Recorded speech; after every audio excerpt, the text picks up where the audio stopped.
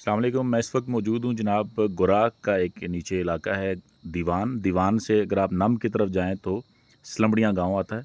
और मेरे सामने बैठे हैं अबरार भाई जो हैं ये यहाँ के काउंसलर भी हैं माशाल्लाह। जी, जी। और हमारे अजीज़ हैं, प्यार करने वाले हैं। उन्होंने आज हमें अपने गांव में दावत दी और हमारे सामने ये रखी है जनाब खीरा, जिसको हम लोग अपने पंजाब में तो खीरा कहते हैं, देसी वाला खीरा है। लेकिन इसको इस इलाके में कहते हैं खखड़ी, कुछ लोग इसको त्रिड़ी भी कहते हैं।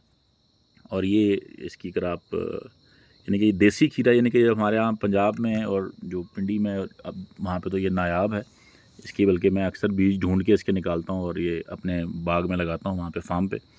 तो ये है जनाब खखड़ी चिड़ी। और बात हम करते हैं अबरार भाई से। अबरार भाई क्या हाल चाल है, जी, खैरियत है? जी, खैर खैरियत ठीक अच्छा ठाक। अबरार भाई बहुत शुक्रिया, तुसी अपना एक ग्रां बुलाया ਸਲੰਬੜੀਆਂ ग्रां ਤੁਹਾਡਾ ਤੇ ਇੱਥੇ बड़ा खूबसूरत इलाका है। खास तौर ਤੇ ਤੁਹਾਡੇ ਇੱਥੇ ਜਨਾਬ ਕਊ ਨੇ ਜਿਹੜੇ ਬੂਟੇ ਮੈਂ ਤੱਕੇ, ਅਸੀਂ ਕਊ ਨੇ ਬਾਰੇ ਗੁਫ਼ਤਗੂ ਕੀਤੀ ਕਿ ਜ਼ੈਤੂਨ का कावा भी ਇੱਥੇ इंशाअल्लाह ताला ਤੁਸੀਂ ਪ੍ਰੋਵਾਈਡ ਕਰਸੋ। इंशाल्लाह ਤੇ इंशाल्लाह ज़रूर। ਤੁਹਾਡੇ ਇਸ ਇਲਾਕੇ ਨਹੀਂ ਤੁਹਾਡੀ ਮਤਲਬ ਮੌਸਮ ਨੇ ਬਾਰੇ ਦੱਸੋ।